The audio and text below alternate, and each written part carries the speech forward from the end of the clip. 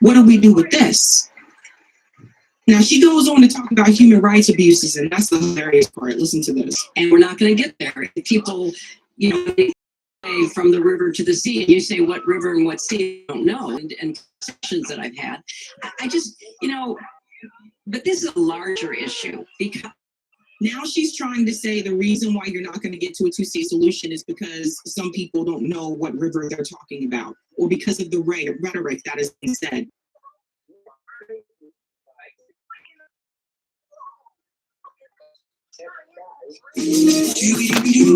Clinton is doubling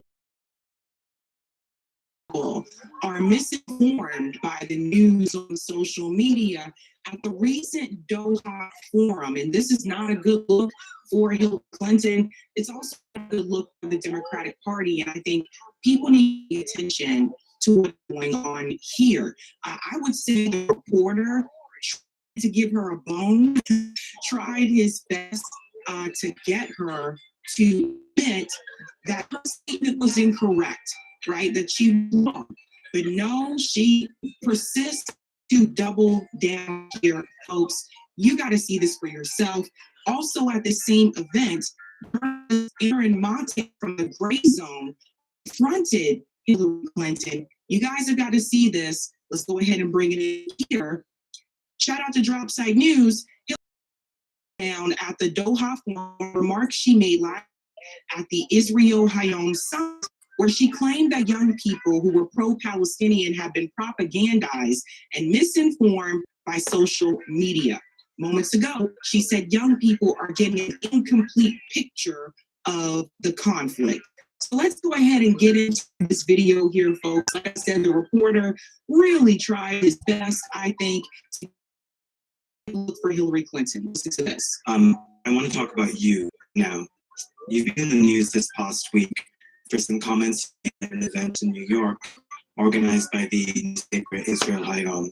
And I'm going to paraphrase here, but you said that not well-educated young Americans are getting their news from social media and from TikTok. And you went on to say that this is how they're learning about what happened on 7 and then what happened in Gaza in the months that followed. And it appears that this was a broader lament on your part about declining support among Americans for Israel.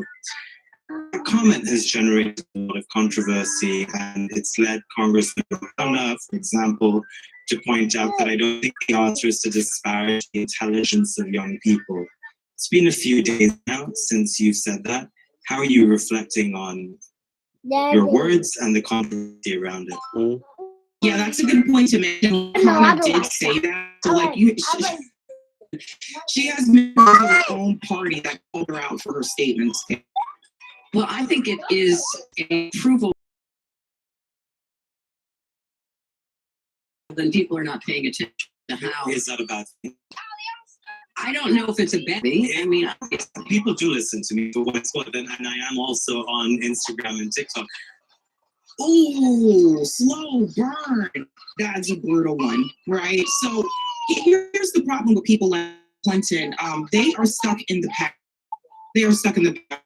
A lot of people nowadays, voters, especially younger people, are not prescribing to this old style of politics that Clinton, people like her, George W. Bush, Mike Huckabee, they are not prescribing to that neo-con style of politics. A lot of voters are anti-war. They're tired of wars.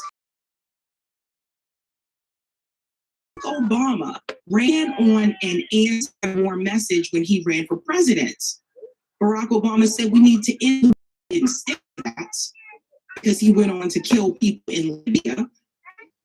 But she should know this, right? Like, it's common sense that people are moving away from those types of that type of energy that I think both parties have become accustomed to over the years. So the problem with people like Hillary Clinton is that she doesn't step outside her bubble to see that more people are engaged in this on social media. But also reporters like the one who is doing her here, also doing news social media. That's what happens when you don't step outside of your bubble and you're stuck in the past.